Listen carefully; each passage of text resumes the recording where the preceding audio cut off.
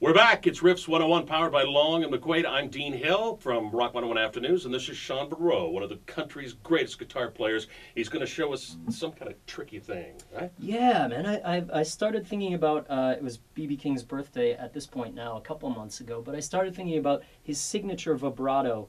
And this tour that I'm on right now, the Big and Wide tour. Give us an example of the signature. Well, so vibrato. the BB one is. All right, perfect. And you can tell it's him every time, you know, when you hear that one note and that particular vibrato, that singing sound that he does, you can tell that it's BB. So I'm out on the road somewhere, and I started thinking about how other people have those signature things that they do.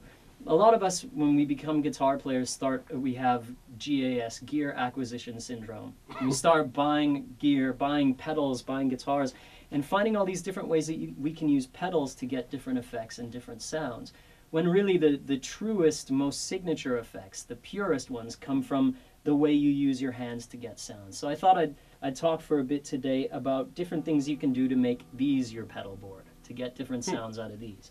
So as we said, BB's vibrato is a sort of a quick one where this part of your first finger is kind of resting against the neck, and you're almost doing these half-moon moves with your hand.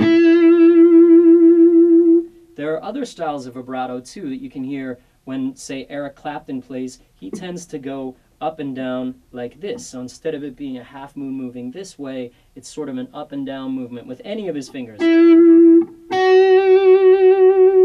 And there's sort of a difference between when you start by moving down and then up, and when you start by moving up and down. You can hear different players do this. Some people do vibratos really quick. It almost sounds like a hummingbird. The BB one is kind of like that. Or there are ones where you hold the note for a while first and then start to shake it and let it go very slowly, almost like you're playing a theremin or something. So these are all a huge part of what you can do to get your own guitar style, that identifiable. Peter Green has a lovely vibrato. Carlos Santana has a sound that even when you're bending, you can decide to go and hold the note for a while, or you can start the vibrato right away.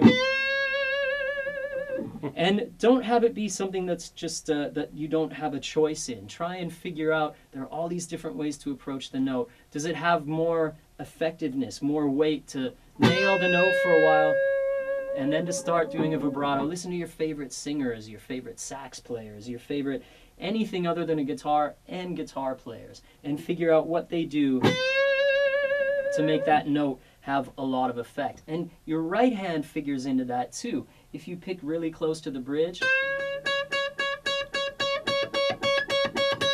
it has a different sound than if you pick closer to the neck. That's why the pickups sound differently depending on where they're placed. So there are all these ways that you can get effects by playing the note real gently, or digging in, or hitting a bunch of strings on the way to the note.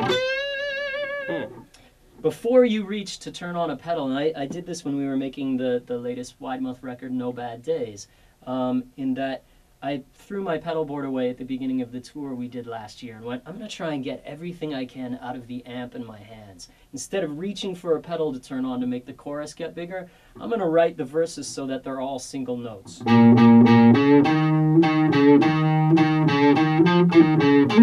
So that by the time I play a chord in the chorus, it goes like this. And instead of stepping on a tube screamer or a fuzz pedal or something, just by going,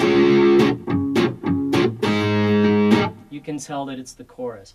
So approach all of those things before you turn a pedal on. It'll make you become aware of your volume knob, your pickup selector, your tone selector. How many people really use those? Watch a Jeff Beck video or a Derek Trucks video. They're always all over those things before they step on anything. But most importantly, they're figuring out, how does a note sound if I play it with my first finger? How does it sound if I play it with my first finger over here? It's a little bit warmer. What if I don't use any vibrato? What if I use a lot? So make that your default choices. Before you step on anything, figure out what you can do, fingers on strings. That's awesome. Great. Well done. Cool. Thank you. All right. Shaun Verreault from Wide Mouth Mason, and that's Riffs 101 from Long and McQuade. We'll see you next time.